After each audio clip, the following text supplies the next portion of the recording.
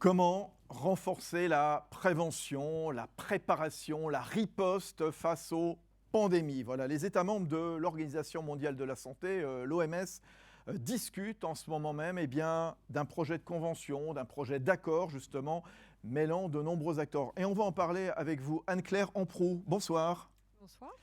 Madame l'ambassadrice, puisque vous êtes ambassadrice de France pour la santé mondiale, c'est comme ça qu'on vous appelle, bien entendu. Exactement. Très bien. Je pourrais dire bonsoir, Monsieur le Président, également. Bonsoir, Franck. Bonsoir. Franck Mouton, qui est le président de France Biotech, qui organise avec toutes ses équipes, évidemment, ce 100% Health Tech, le live de France Biotech. Oui, juste, c'est quoi une ambassadrice de France pour la santé, d'un mot? En un mot, c'est représenter la France dans les instances multilatérales où elle est très engagée en santé mondiale, historiquement, politiquement et financièrement. Et donc, c'est porter la voix de la France dans ces instances et dans les négociations avec une position définie en interministériel avec l'ensemble des ministères pour avoir une position consolidée et la défendre. Et toujours la même, voilà. Madame l'ambassadrice, pourquoi les États membres de l'OMS veulent-ils un accord sur la préparation, la riposte face aux pandémies? Tout simplement, il s'agit de tirer les leçons de la gestion de la crise du Covid, notamment au niveau international, avec un constat qui est partagé, une réponse pas forcément coordonnée au niveau international, une réponse tardive, un accès inégal aux produits de santé, par exemple les vaccins, avec une vraie différence entre le nord et le sud. Et donc l'objectif, c'est de se préparer à une prochaine pandémie, puisque la question n'est pas est-ce que nous en aurons une, la question c'est quand elle arrivera. Et donc il faut se préparer. Pour cela, on négocie un accord international parallèlement à d'autres négociations, et notamment la révision du règlement sanitaire international et la création d'un fonds pandémie à la Banque mondiale. Mieux se préparer, c'est vraiment une nécessité de conclure de tels accords. Madame l'ambassadrice, Monsieur le Président, ensuite, Franck Mouton, allez-y s'il vous plaît. L'objectif, c'est d'avoir un accord qui permette plusieurs choses. D'abord, c'est d'avoir un engagement politique des États à haut niveau sur une politique de prévention et de préparation. Avant de se préparer, il faut essayer de se prémunir, essayer d'éviter une pandémie, et notamment des zoonoses, parce qu'elles souvent elles sont d'origine animale, et donc des politiques de prévention. Ensuite, il faut se préparer, et donc ça passe par des systèmes de surveillance précoce avec des partages d'informations, ça passe par un accès organisé à des produits de santé avec une montée en capacité de production, ça passe par l'organisation d'une réponse internationale coordonnée au cas où elle arrivera. Donc oui, il faut se préparer. Il faut se préparer, Franck Mouton, à quelles lacunes ça répondrait justement cet accord qui est en discussion donc à l'OMS? D'abord, ça a une double cohérence pour France Biotech. La première, c'est que ça s'inscrit dans les relations que nous avons avec le ministère des Affaires étrangères et de l'Europe de façon systématique, et au niveau national aussi en cohérence avec la stratégie d'accélération maladies infectieuses émergentes. Vous avez dans ce bâtiment la NRSMIE et les enjeux justement régionaux et nationaux de s'investir dans le domaine de la préparation aux pandémies. Donc on l'a vu, là on a la chance d'avoir effectivement une unité, en tout cas la recherche d'une unité inter-État pour pouvoir se préparer.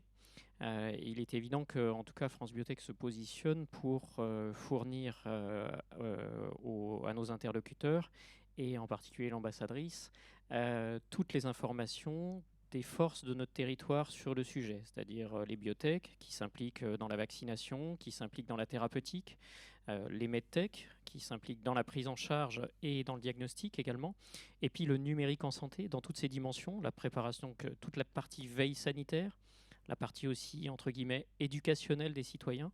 Et donc tous ces aspects-là, en fait, viennent enrichir la discussion sur ce qui existe, comment on va pouvoir les mobiliser le moment venu. Madame l'ambassadrice, vous nous l'avez expliqué, l'idée c'est de mieux se préparer, peut-être aussi renforcer la résilience, appuyer la prévention, assurer un accès équitable aussi, hein, puisque voilà, vous nous rappeliez que malheureusement, certains continents ont été quelque part délaissés hein, dans cette affaire du Covid. Qu'est-ce qu'on trouverait concrètement à l'intérieur de cet accord? Qu'est-ce qui serait écrit justement? On va tout d'abord trouver des grands principes. Alors, vous allez me dire, c'est des principes. Oui, mais des principes, on voit bien que c'est important de les rappeler. En pandémie, en cas de crise, on peut vite les oublier. La transparence, l'équité, les droits humains, l'approche One Health, c'est-à-dire qu'on n'est plus seulement sur un sujet de santé humaine, mais aussi de santé animale et santé environnementale. On va trouver des obligations générales pour les États, à prendre des mesures de prévention, de préparation, aussi des engagements vis-à-vis des pays du Nord, vis-à-vis des pays du Sud, notamment sur l'accès aux produits de santé. Et puis des obligations très spécifiques pour certains États et un dispositif de coordination internationale au cas où une pandémie arrive. C'est un traité classique, si je puis dire, dans son contenu et dans sa structure. Évidemment, l'objet, c'est qu'est-ce qu'on va négocier, qu'est-ce qui est acceptable pour nous, qu'est-ce qui est souhaitable pour tout le monde, et s'assurer que nous ayons un système international qui fonctionne en cas de pandémie. Il y a des lignes un peu de fracture, de discussion, de points à ne pas, sur lesquels aller, dans ce que vous percevez? Alors, il y a évidemment des lignes de discussion, de fracture, je ne pense pas. Évidemment, l'égalité d'accès aux contre-mesures médicales est un point important, avec la nécessité de s'assurer que, d'abord, on renforce au niveau international les capacités de production. Avant de dire où est-ce qu'on va les produire et qui en aura droit, de toute façon, il y a une première obligation qui est de renforcer la capacité globale de production.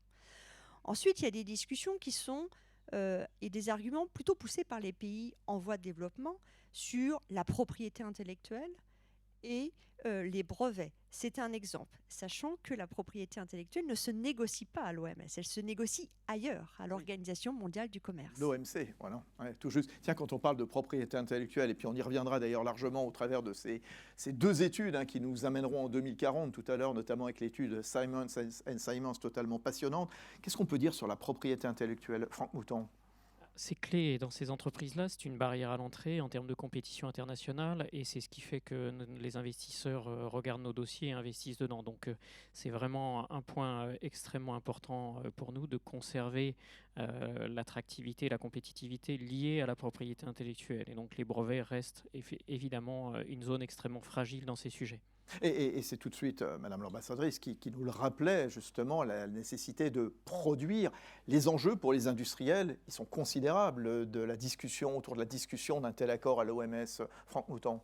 Alors là-dessus, il y a 3 niveaux. Il y a le premier niveau qu'on a évoqué tout à l'heure, qui est l'identification sur les territoires des forces dans ces différentes familles technologiques. Comment on peut les mobiliser en cas de pandémie? C'est-à-dire, qu'est-ce qu'il faut? Comment on les prépare ces entreprises pour pouvoir réagir le moment venu. Et puis le troisième aspect qui est comment cet accord-là ne nuit pas au développement de ces entreprises et à la compétitivité de ces entreprises. Oui, il y a des freins que vous posez là tout de suite, des limites à ne pas dépasser? Il y a les aspects de propriété intellectuelle qu'on a déjà évoqués. Vous en avez évoqués. parlé, bien sûr. Hein. Il y a évidemment aussi la capacité à produire. Ouais. Un certain nombre de ces médicaments, par exemple, sont des médicaments qui nécessitent de la bioproduction. Comment faire en sorte effectivement de préparer notre territoire? On sait qu'aujourd'hui, c'est une lacune qui est, Rosalie Maurice l'indiquait, qui fait partie des sujets stratégiques pour la France avec la stratégie d'accélération bioproduction biomédicaments, où on investit lourdement pour pouvoir justement accompagner ce redéploiement industriel sur le territoire. Donc c'est aussi comment, dans cette logique-là, on va pouvoir répondre à ces lacunes-là. Anne-Claire Amproux, ambassadrice de France pour la santé mondiale, Franck Mouton, président de France Biotech, comment est-ce que vous travaillez l'un avec l'autre justement dans le cadre de la discussion autour de cet accord pour prévenir les pandémies? Alors, ce lien et cette discussion, elle est primordiale. Et c'est pour ça que nous avons déjà eu plusieurs réunions de concertation ensemble et avec tous les autres industriels d'ailleurs, pour bien expliquer ce qui se passe en termes de négociation, quelle est la position de la France et la définir aussi ensemble. C'est-à-dire que nous considérons qu'évidemment, dans cet accord, nous devons aussi défendre les intérêts de la France et nos industriels, mais aussi c'est une opportunité pour nos industriels, et notamment ceux de France Biotech, de voir là où il y a un enjeu. Et Franck Mouton l'a très bien vu. Nous allons avoir besoin des entreprises sur un système de surveillance, par exemple, surveillance intégrée, santé humaine, santé animale, santé environnementale. Nous allons avoir besoin d'innovation. Nous allons avoir besoin de technologie. Et sur les produits santé, ce sera la même chose. Et donc, nous avons aussi besoin des industriels. Franck Mouton, vous aurez le mot de la fin. Non, merci beaucoup. Moi, je tenais vraiment à ce qu'on ait, vis-à-vis de nos adhérents, l'ensemble des informations sur ce sujet. Je pense qu'il faut qu'on se mobilise nombreux au sein de France Biotech pour répondre. On va avoir des documents qui vont nous être partagés au fur et à mesure que la négociation va avancer et qu'on puisse effectivement partager nos inquiétudes, partager les opportunités aussi, parce qu'il y a aussi des enjeux de financement des entreprises à long terme, notamment sur la veille sanitaire. Donc pour nous, c'est extrêmement précieux. Merci beaucoup. Voilà, et on espère que cet accord va aboutir le plus vite et le plus favorablement possible, évidemment, pour toutes les parties, et puis évidemment, au final, pour la santé mondiale. Merci à tous les deux. Merci Anne-Claire Amproux, ambassadrice de France pour la santé mondiale, et puis le président de France Biotech, Franck Mouton.